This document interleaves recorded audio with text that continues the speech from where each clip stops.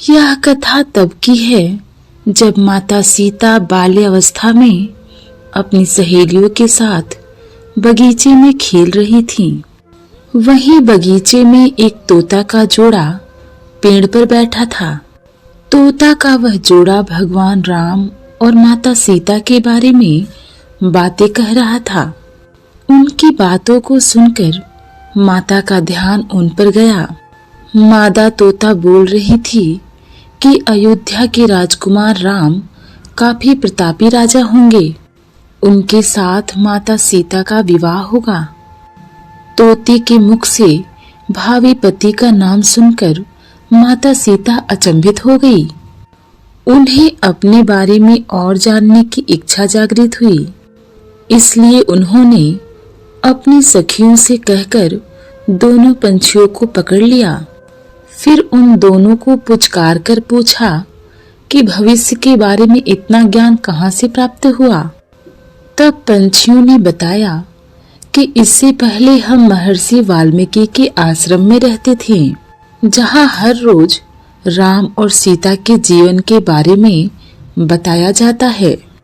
इसलिए उनको दोनों के बारे में हर चीज कंठस्थ हो गई है।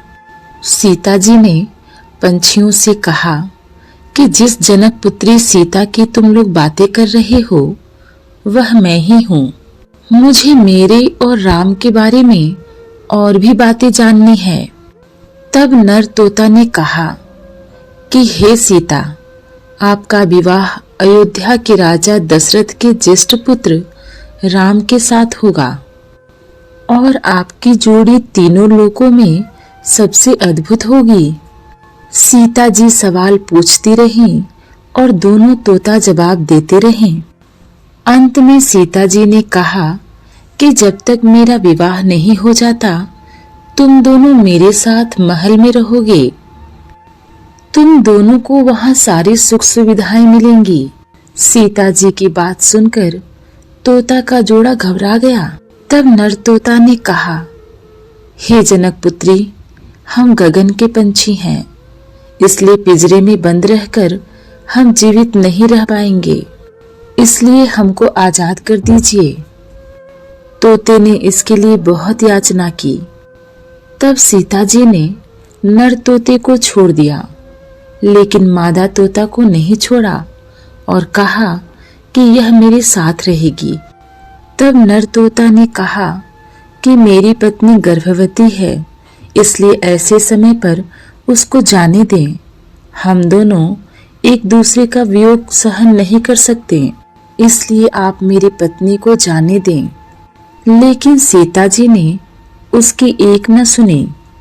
इस पर मादा तोता को बहुत गुस्सा आया और उसने श्राप दे दिया कि जिस तरह तुमने गर्भावस्था में मेरे पति को मुझसे अलग कर दिया है, वैसे ही गर्भावस्था के दौरान तुमको भी पति वियोग सहना पड़ेगा। इतना कहते कहते मादा तोता ने अपने प्राण त्याग दिए। मादा तोता के प्राण त्यागने के कुछ समय बाद ही नर तोता के प्राण भी पत्नी वियोग में चले गए। इससे माता सीता को बहुत दुख हुआ, लेकिन तब तक बहुत देर हो चुकी थी। रामायण काल में एक प्रसंग आता है कि सियो राम नाम का एक धोबी भगवान श्री राम के दरबार में प्रमुख सलाहकार के रूप में सेवा कर रहा था। श्री राम के घराने का सच्चा सत्यवादी, ईमानदार, वफादार व्यक्ति के रूप में वह प्रसिद्ध था। दरबारी कामकाज एवं अंतर्राज्यीय समस्याओं पर तथा गंभीर विषयों पर सियोराज धोबी की सलाह ली जाती थी। इसी कारण वह राम दरबार में घनिष्ठ बन गया था। इससे राज्य के अन्य दरबारी सियोराम धोबी से ईर्ष्या रखते थे। एक दिन सियोराम की धर्मपत्नी से कुछ मनमुटाव हो गया। इस कारण वह दिन और रात अज्ञात स्थान पर रही और सुबह होते ही जब वह अपने घर आई तो सियोराम ने उसको डांट फटकार कर घर से ही बाहर भगा दिया और साहस पूर्वक कड़क कर बोला।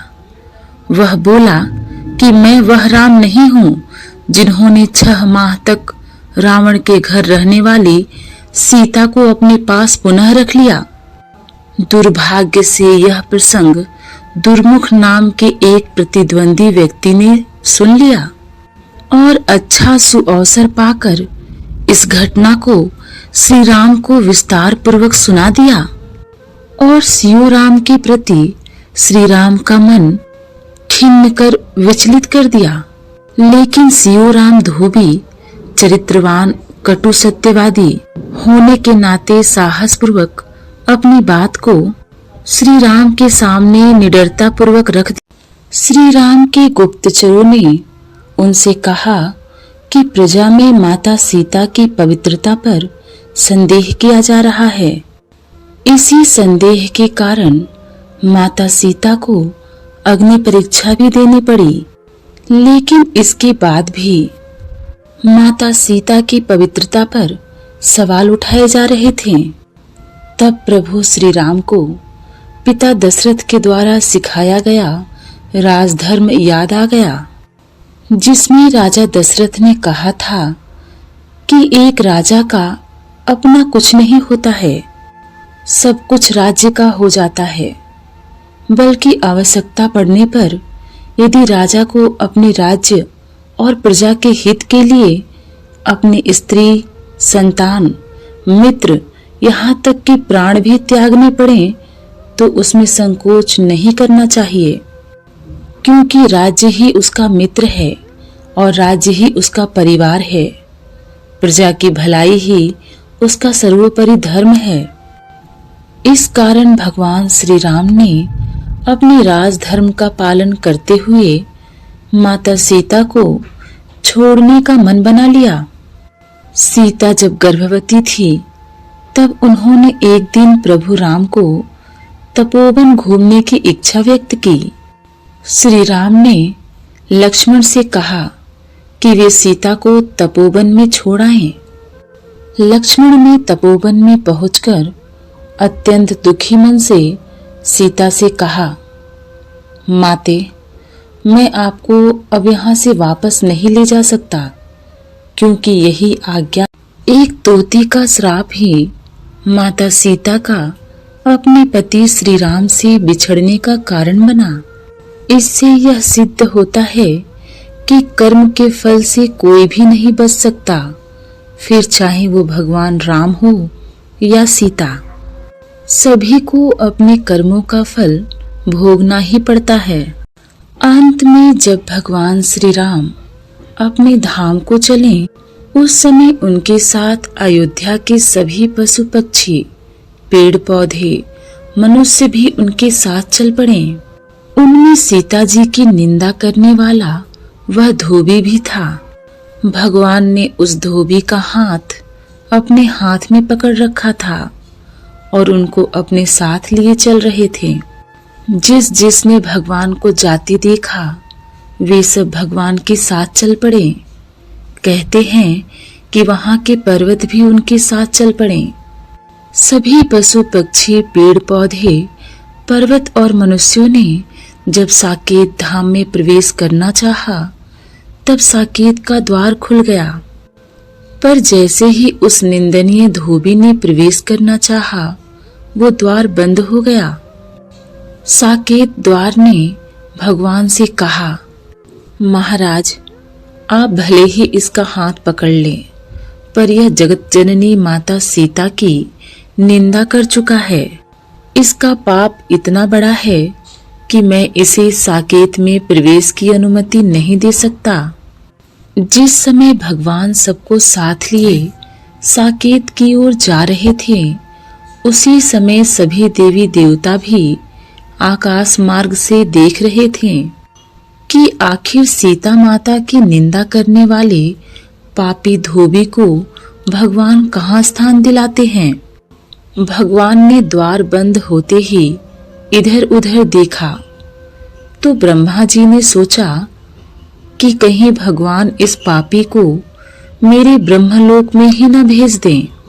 ब्रह्मा जी चिंतित हो गए, हाथ हिला हिलाकर कहने लगे, प्रभु, इस पापी के लिए मेरे ब्रह्मलोक में कोई स्थान नहीं है। इंद्र ने सोचा कि प्रभु कहीं इसे मेरे इंद्रलोक में न भेज दें। इससे इंद्र भी घबराए। उन्होंने भी प्रभु से विनती लगाई, प्रभु, इस पापी के लिए इंद्रलोक में भी कोई जगह नहीं है। आप ऐसा आदेश करके मुझे धर्म संकट में न डालिएगा। अब ध्रुव जी को चिंता हुई कि कहीं आखिर में प्रभु इस पापी को ध्रुवलोक में ही स्थान न दिला दें। इसका पाप इतना बड़ा है कि इसके पाप के बोझ से ध्रुवलोक नीचे गिर जाएगा। यह लोक भी प्रभु ने ही दिया है, इसलिए इसकी रक्षा वही करेंगे।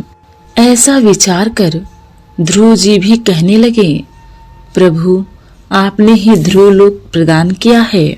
आप इस पापी को मेरे पास भी मत भेजिएगा, अन्यथा आपके द्वारा प्रदत्त मेरा ध्रुवलोक इस पापी के कारण संकट में आ जाएगा। रक्षा करिए प्रभु। 10 लोकों के 10 दिक्पालों की भी चिंता थी। जिनका अपना अलग से लोक बना था, उन सभी देवताओं ने विनयपूर्वक प्रभु से गुहार लगाई। उस निकृष्ट पापी धोबी को अपने लोक में रखने से क्षमा याचना के साथ मना कर दिया। भगवान खड़े खड़े मुस्कुराते हुए सबका चेहरा देख रहे थे, पर कुछ बोल नहीं रहे थे। देवताओं की भीड़ में यमराज भी खड़े थे। यमराज ने सोचा कि ये किसी लोक में जाने का अधिकारी नहीं है। अब इस पापी को भगवान कहीं मेरे पास न भेज दें।